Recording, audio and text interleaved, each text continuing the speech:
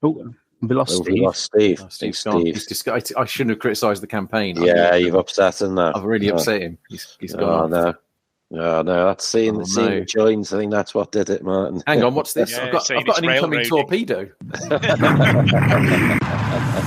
Welcome to All Anthrax's Gaming Vexes without All Anthrax.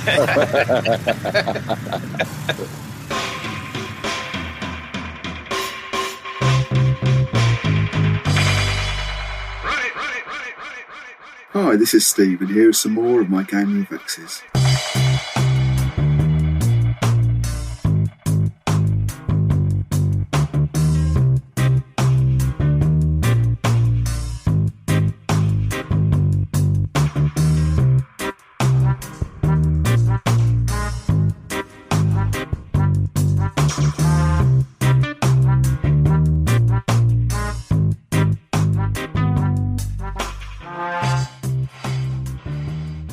Welcome to another episode of All Anthrex's Gaming Vexes. Regular listeners will know that this podcast chronicles my ongoing efforts to try to run and or play all of the tabletop role-playing games that would otherwise sit on my shelves. After we've played through a number of sessions, we sit down and chat about our experiences, what we've liked, what we've found challenging, and what we've learned. This time, we're discussing a series of Green Ronin's Expanse RPG using their own AGE, Adventure Game Engine system. Over the course of around a year, we played through the Abzu's Bounty adventure series, and you'll hear our thoughts on the system and the scenario. This episode first saw the light of day on the 1st of January 2024. I'm not normally one for New Year's resolutions, but this time I decided to start the year by cancelling my X, Twitter, whatever it's called now, account. Twitter had been instrumental in getting me involved in a fantastic gaming community that's coalesced around the seminal Grognard Files podcast, and for that I'll always be grateful. However, now that I've left Twitter, the challenge of finding new victims, listeners, has become that much harder. Therefore, if you like what you hear, perhaps you consider leaving a favourable review on your podcast platform of choice. To be honest, I'm not sure how any of it works, but it might help bring this to the attention of like-minded people. I do check the reviews on iTunes now and again, so if I see a new one, I'll make sure to give you a verbal thumbs up on a future episode. Thanks. And with that, get ready. This will be a high G maneuver. Prepare for flip and burn. Here comes the juice.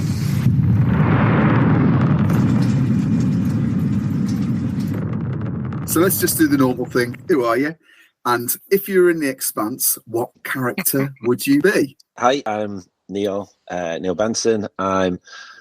So we don't do the Twitter X thing anymore. It's got to be Blue Sky intro now, hasn't it? So my Blue Sky is Old Scouser RP, and I played Harrison Alessandro, who is a Martian ex-Marine, and I really enjoyed playing him. But if you were playing yourself, if a character in the Expanse was going to be you, which would it be? Oh, I'd be like an NPC who appeared for it would not even a scene. I'd be like some nerdy computer dude who in the background. In the background, who maybe gets a second of camera time. That would be me. Turns to the camera and says, "We're being hailed." Something like that. Yeah, exactly.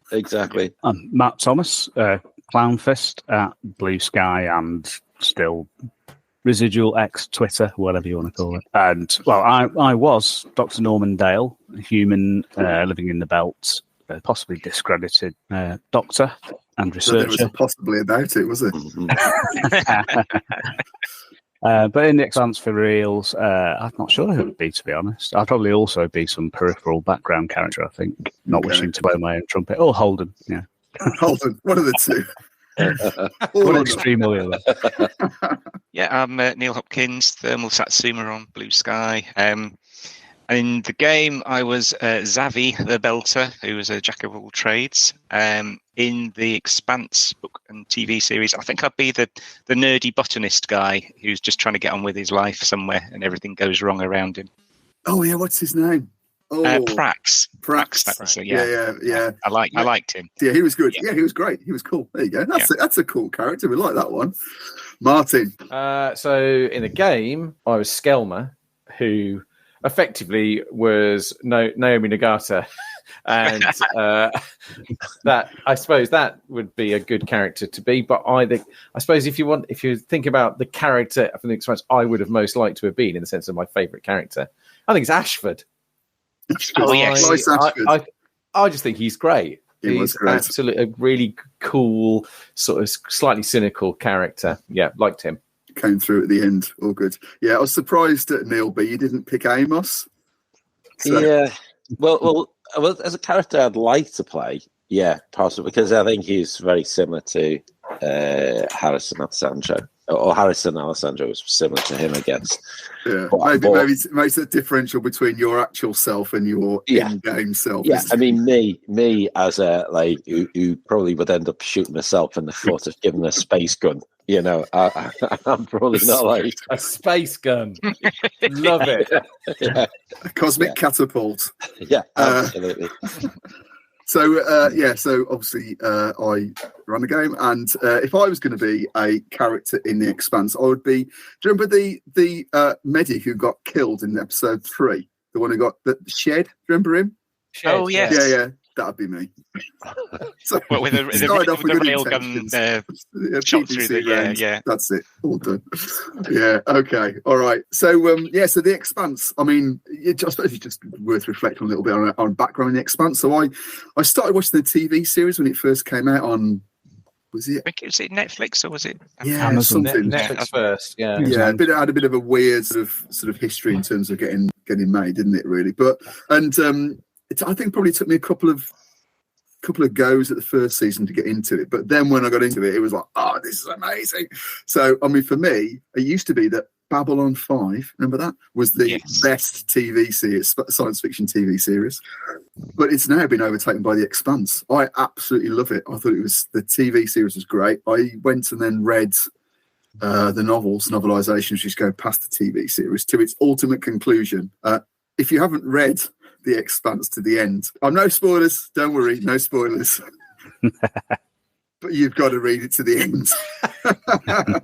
There's about 3 books that go sort of past the TV series, but yeah, so I loved it. So what about you guys? What's your pretty take much on the same? Yeah, I'd just tried the first episode on the TV series, and sort of it throws you in at the deep end because it's all this politics and strange lingo and everything.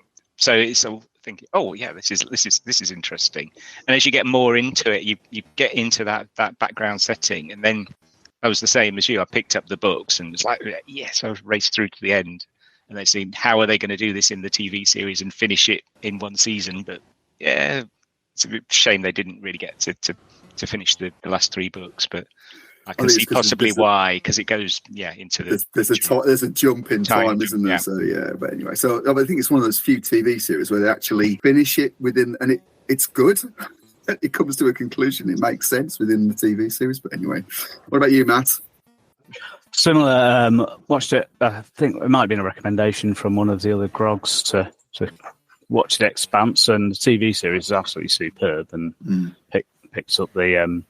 I've only read first 2 novels, and that's largely because I'm tight and I keep buying books on BookBub at 99p a time, and now nothing wrong with that. My Kindle's got 1.5 million unread books on there, so I keep on saying no more until I read some of these.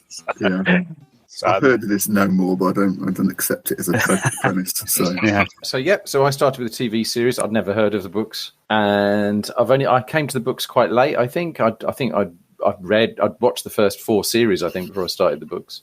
Still haven't quite finished the books on the last one now, and I've not read any of the spin-offs. But yeah, I mean, in terms of TV science fiction, for clever TV science fiction, it was the only game in town for a while.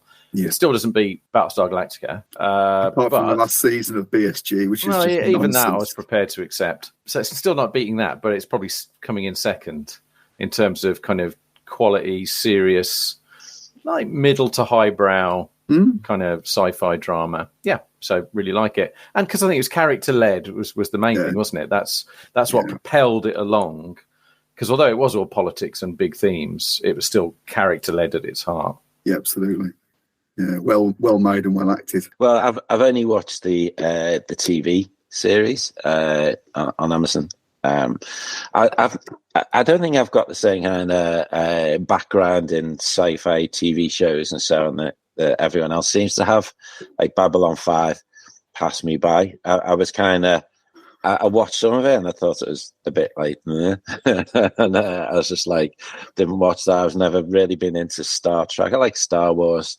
Battlestar Galactica, the only Battlestar Galactica is the one from the 70s, as far as I'm concerned. So I just don't have that same, I guess, depth of exposure to it. But I enjoyed it, I think, for what it was. I thought it was, it had its ups and downs. I think initially I enjoyed it, and I think it felt to me like it slowed down a little bit. I don't know whether that was the second season or the third season, then it picked up again. But it definitely built up momentum and got a lot more interesting as time went on. But yeah, that's it. I've watched the TV show, and I've not got any of the books, and I probably will never buy any. Never will. That's like you, Neil. Yeah. So in terms of world building, like I said, I mean, I think it does a really great setup for an RPG, just because it's quite contained and there's lots of stuff going on in it. So really, really fertile ground, in my opinion, anyway. And I think when it was first put together, so the writers, I can't remember the names top of my head. Ty Frank and can't remember the other guy. The other guy, yes. Yeah. Ty Frank and the other guy. There's actually a podcast called Ty and the Other Guy, which is really good. Yeah, that's good fun, that. Yeah, which is the guy who plays I Am Spurt in that. Anyway, but apparently it started off as an IP, and they tried to get it sort of as a computer game. And obviously, you'll find wiki pages all over the place, the detail. But what was intriguing was actually they ran it as a tabletop role-playing game, like using the D20 system up front. And I think, so again, going back to Shed, the character who got offed in sort of episode 3, it's because that was a player in the party who then decided he wasn't going to be there anymore, so they just killed his character. Which I quite like that. Yeah, it's quite cool. Oh, funny that, Steve. Then, where do they get that idea from? Hang on. What the mortality level in this game was 0, wasn't it? Yeah, that's true. Yeah, there you go. Anyway, all right. So the Expanse RPG. So it came out. I didn't go in on the Kickstarter, but I think you did, Martin. Which is I did. Years ago, I did. Right in. I did my usual. It was on when I had I was working for my well-paying foreign paymasters. So yeah, I just threw money at it and got the whole gubbins. Yeah, which is interesting. Yeah, we'll talk about that later. But yeah, so and actually they're continuing supporting it. So they've brought out so there's a campaign, Abzu's Bounty, which is we played and we'll talk about. There's a core rule book, the GM screen. They brought out Ships of the Expanse, so it's got all that stuff in there. Beyond the Ring, which is sort of about the colonies. And then they just brought out the Sol System source book, which just come out, which I haven't got yet, but it's on the list this month. So they obviously it's successful and they're driving it forward. But it uses the Age system. So Green Ronin publish it. So AGE, Adventure Game Engine. So quick, I think the best way to describe this system is vaguely specific. It's in as much as it's sort of the core mechanic. Well, again, for listeners, it's 3d6 plus essentially rolling against a target number. If any of those dice are doubles, so 3d6, one of those dice is what they call a drama die. If any of the 3 dice you roll are doubles, then what's on the drama die generates stunt points, which are like extra success. And they're used in a variety of different ways. We'll talk about stunts specifically. And then you add, there's no real skills in the game. You have like foci, which might add a +2 to a roll or whatever. But essentially that's it. And then they sort of take that, as all good game systems do, and they use it in a multiplicity of ways. So what do you think of the game system generally? And then do we think that the game system models the world of the Expanse? So do we think that it actually, because so for example, the One Ring is my sort of go-to here. The One Ring is, it's the Middle Earth, it's fab, it fits in, it's great. So One Ring is 10. Where does the Expanse or the ADE implementation of the Expanse come? I don't think it does a great job of modelling the Expanse. I think, especially in the TV show, the gunfights are quick and deadly. The spaceship fights also tend to be over in a couple of minutes. In the game, everything drags out a lot longer because there's the analysis paralysis of looking at all your options. Plus, you get these fortune points. So you get a big stack of fortune points, which are sort of luck and hit points. Mm-hmm. So there's always the decision of, am I going to spend some of my fortune points to improve my roll, or am I going to save them? And because nothing happens to your character until it gets down to 0, so that things can go on for a long time before you hit that point. So everything seems to take a lot longer. I would echo every word of that.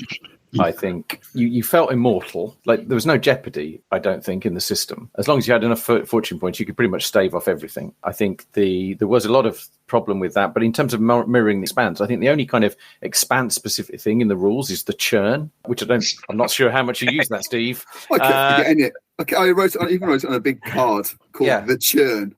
And that's and even that here. And even then I still forgot it. Even in the rule system itself, that seems like very much an add-on. It's a bolt. It's like the designers wrote it and goes, I don't know if this really reflects the Expanse. And then somebody goes, hang on, there's a couple of throwaway comments by Amos somewhere about the churn. Yes. Right, that's going to be a feature. And so it felt very much like a bolted on thing. So it's hardly surprising you forgot it. But I think that was the only explicit, this links to the world of the Expanse mechanic in there. So it was a bog standard nuts and bolts slot A fits into flange B sci-fi system. You're right that fortune was, which as Uniform there is a bit of a buffer, so you can spend it to bump your rolls a little bit, and also just like hit points. There were a couple of times with a couple of characters. Sort of, I think mainly your character Matt was on his arse dying a few times. Sorry, I did forget about that, Matt. I did find it quite perilous getting shot in the head by that sniper. That did worry me a bit. Yeah, fair enough. You were the exception that proved the rule. That should have been deadly, though. I mean, in the Expanse, they're not afraid to kill off characters. I think it is generally true. There was a bit of a lack of peril, certainly spaceship combat. I think we had an occasion where we were shooting down torpedoes with pretty ease, really, and that should have been a lot more worrying with incoming torpedoes, but they were gone. PDC's just wiping them out. I mean, the age system, it's kind of like a generic system, isn't it? Because it's used across, I think it started with Dragon Age and then Fantasy Age and Modern Age, and I guess it suffers from that thing that you always have with a generic system, is how can you make it specific to to a setting and to capture a setting, and that's very different from you mentioned the One Ring, where the setting is designed for the game. I imagine with this, it's like Green Ronin applied for a license, and they were like, well, we'll use this system because that's what we've got. So, and I think that's that's where the weaknesses really show. I mean, I agree. I think it was. I mean, I loved. Like my character and certainly combats and stuff was, felt really powerful for the most part. Apart from it, very early on, I think there was more, a lot more jeopardy earlier on.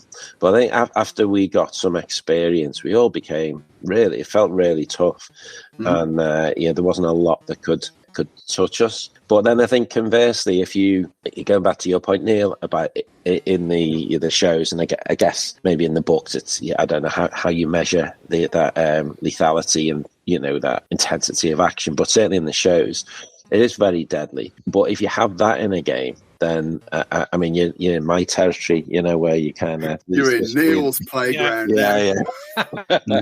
It's very easy to get a total party kill if you blow the ship up. So.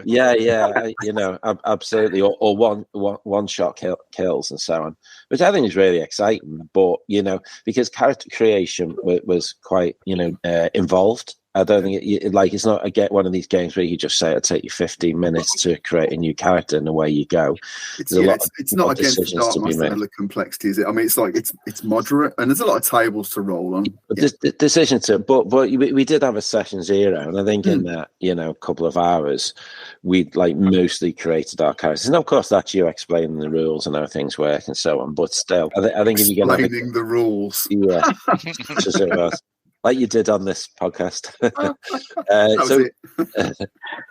If you're going to have a game that's deadly, you've got to have pretty quick character creation, I think. I think on the face of it, the game, like I say, the core system pretty simple. I mean, the game itself, it sort of talks about social combat. It's got a lot of those bells and whistles. Obviously, got a ship combat system. It's got sort of a fairly abstract sort of gear purchasing system. So it's got a lot of stuff going on in there. I think what happens is that it hand waves a lot of things, which is fine. I mean, I haven't got a problem with not having lots of detail. But then, as you said, Neil H., so when you get into combat, as I said, your dice rolls generate stunt points.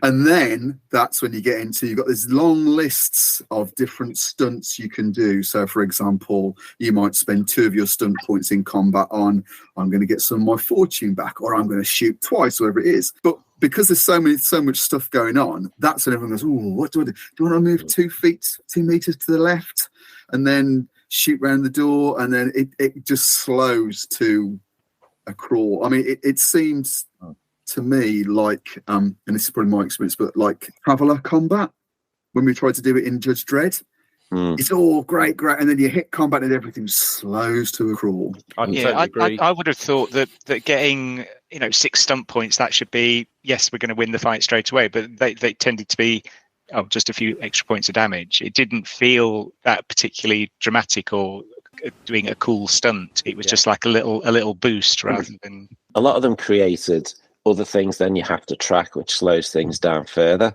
So, you spend points on this, it means you or somebody else gets a bonus on that in the next so many rounds, or whatever it might be, or either that, or you then lean into the ones that are quick and easy, the ones that give you like 1d6 extra damage or 2d6 extra damage. So you got those stunt points. So I think a lot of the stunts, were, like Neil says, weren't that interesting. And it did really slow down the game. And maybe too many stunt points across all different categories as well. So when Steve ultimately produced a sort of meal deal, ready reckoner of stunt points, so you could just select off those, and that helped speed things up, because prior to that we were wading through tables of general combat stunts and then more specific ones, and gun stunts, grappling stunts, rifle stunts. You can't see this, Martin's face. Go on, Martin. Yeah, and I think my big problem was the stunts were so ludicrously specific that you couldn't apply half of them, because you'd be like in a gunfight, I've got a great big bag of stunt points, let's have a look what I can do. And it was like, you can walk out of a room backwards, but people will think you're coming in forwards. And they go, well, how can I use that? Or something that ridiculous, or like, you can open a door for a free action. So like when you like Matt says, when you genericized it, genericized. Oh no, awfully close. No, made it generic. Yeah, let's not use the word genericized. That's awfully. That's the mistake waiting to happen there, isn't there? But it was like, once you made it more generic, and you could just say, right, extra damage. I'll just take the extra damage. Give me the extra damage. That made life a lot simpler. I think the social stunts, I just looked at them and went, I don't even understand how this works. I think it's one of these things where they had this social conflict thing, and you could, I never understood how it worked.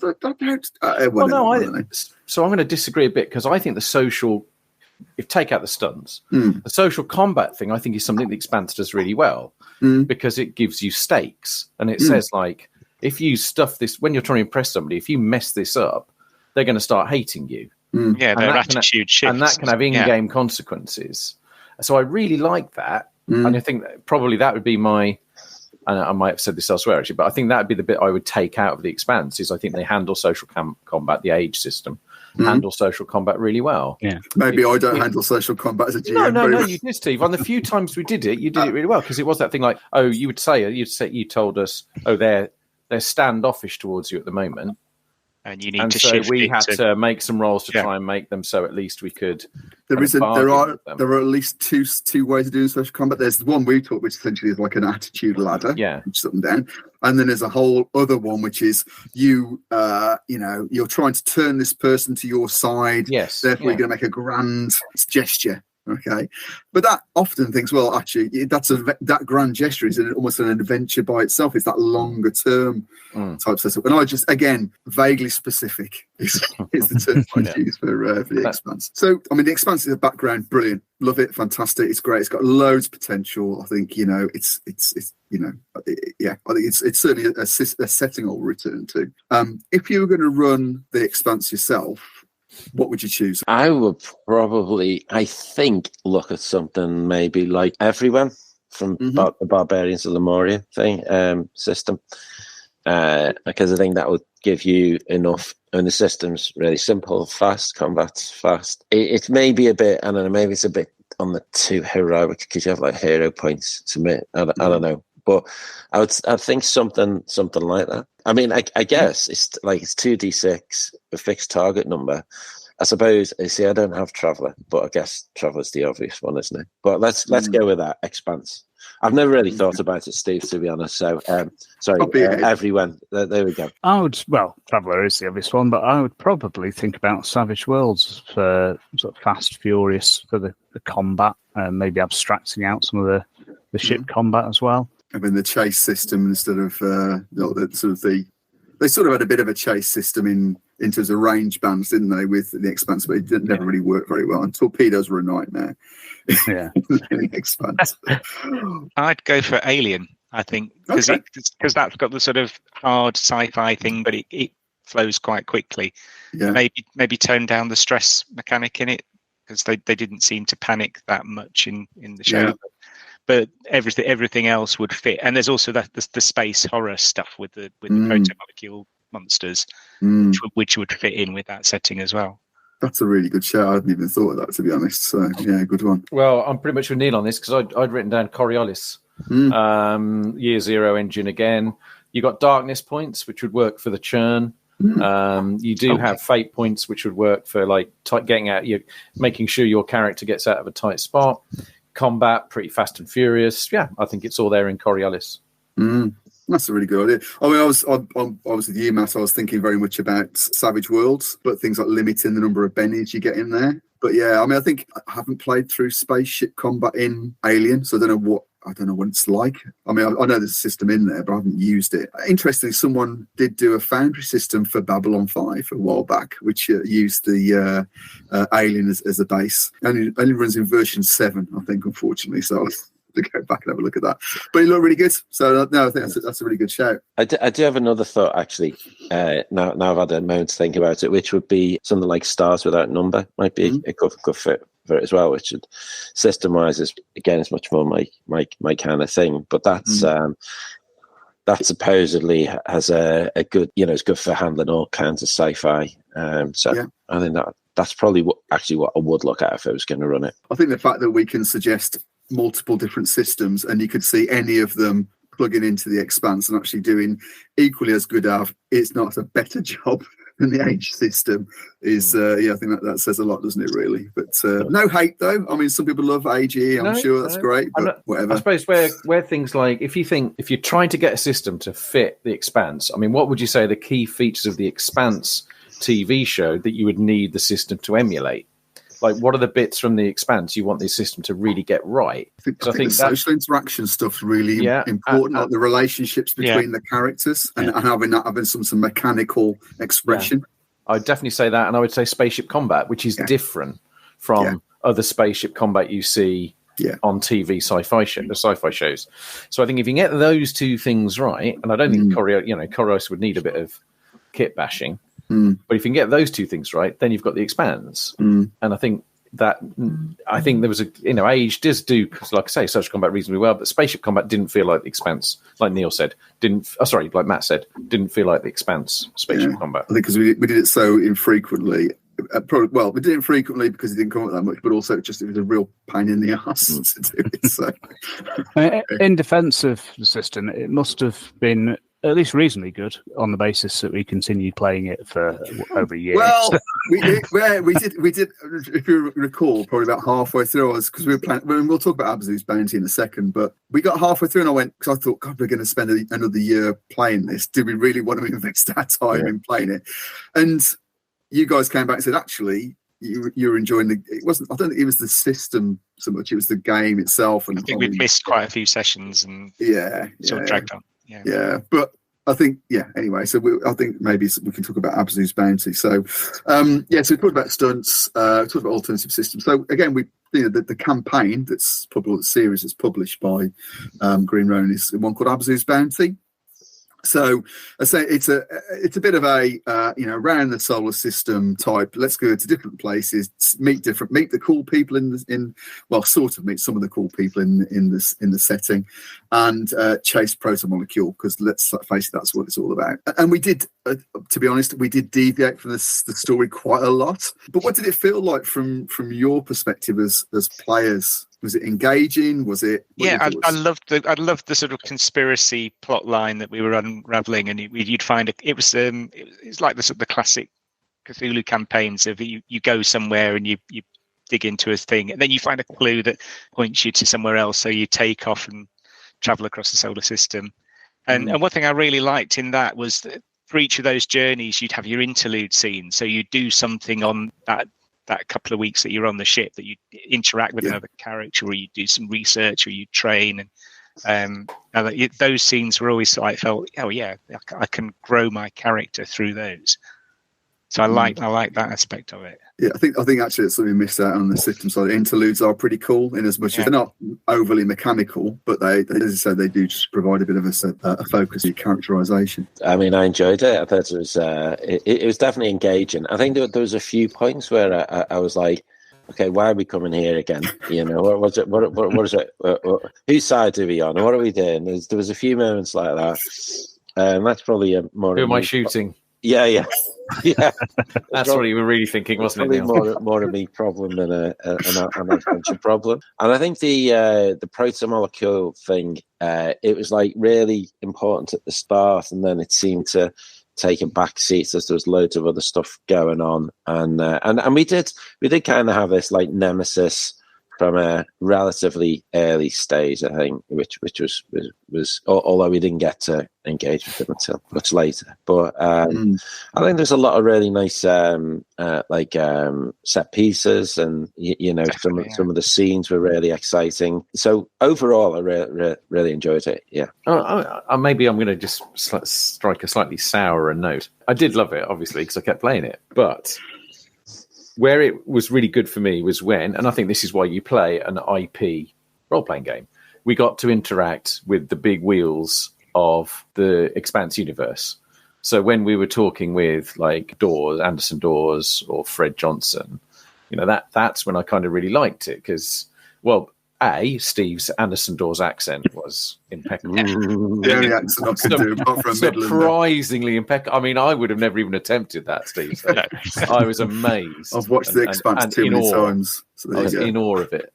But your accent was so good. But B, it did feel like we were genuinely in the universe. So I really liked those bits. I thought outside of that, it was a little bit, where's the secret lab? Whose secret lab is it? Let's go destroy the secret lab. Oh, there's a clue here to another secret lab. Whose secret lab is it? Let's go destroy the secret lab. And that kind of I thought that bit was a little bit formulaic. But all the stuff around finding the secret lab, I really liked. And I really liked the heist on Titan, because that kind of broke the secret lab thing. Yeah. So I think so. But I thought, bits of it, like all campaigns, bits of it, there were like a longers.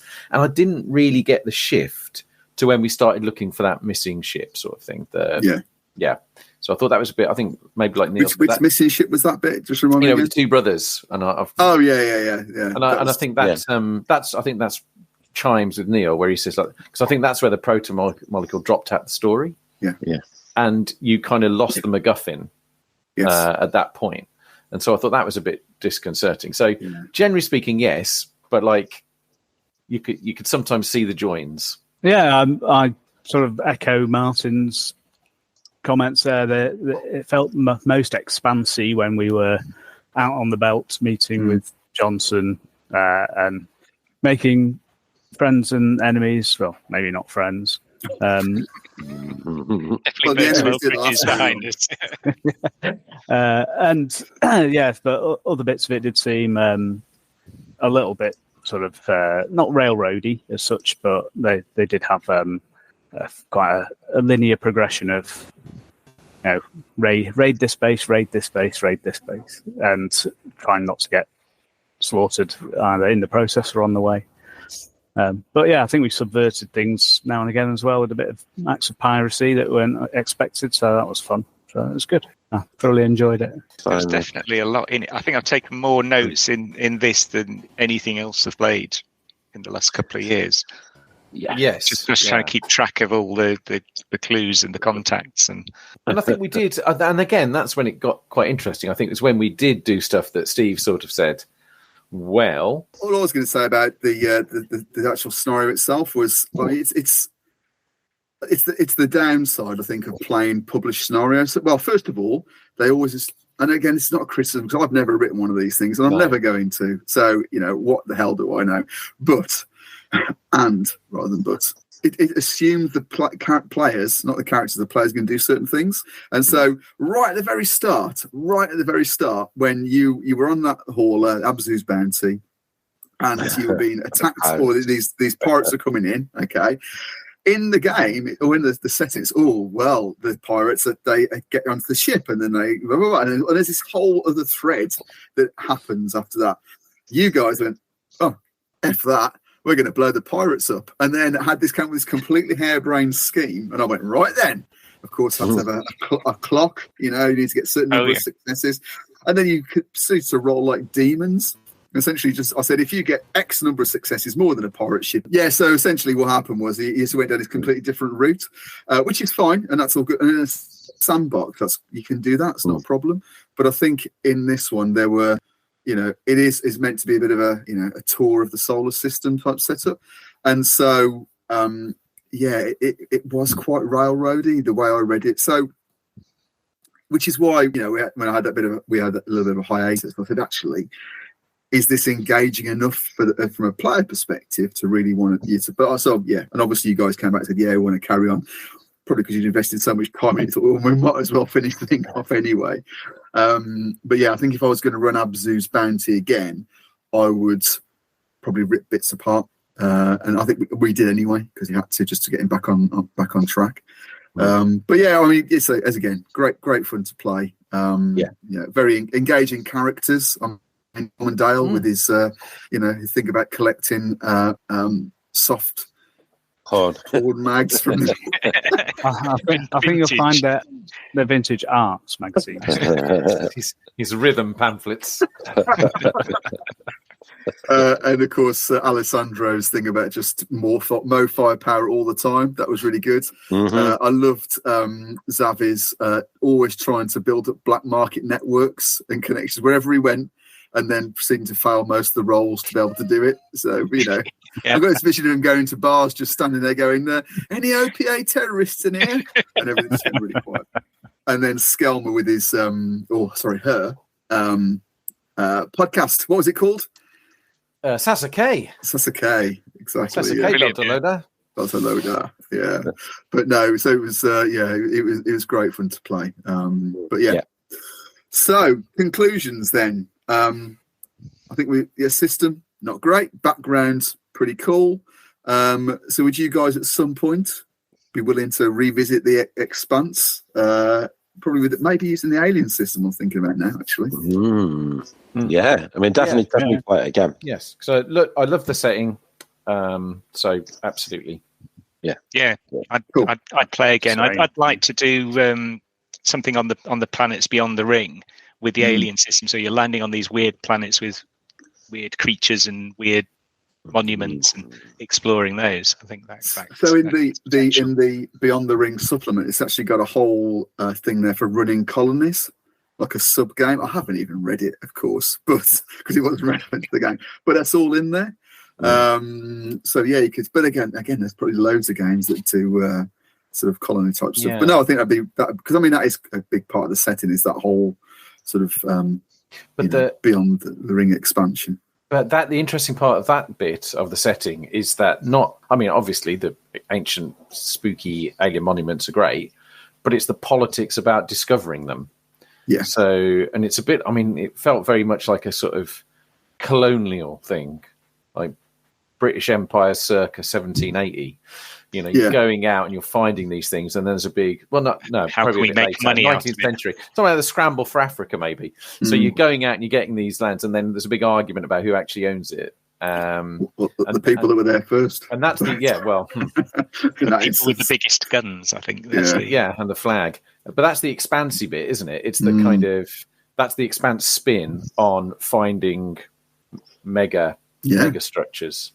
But again, that's where when Free League bring out is it the Roughneck supplement or something? Yeah. The settlement, building better worlds. I think. Yeah, when that comes out, that'll be good for it, wouldn't it? Do you think? There's a thought. Right. On that note, then, thanks, guys. Yeah. And thanks for playing the Expanse. And see you guys soon, Steve. All right. See you soon. All right. Cheers, guys. See you guys. Bye. Bye.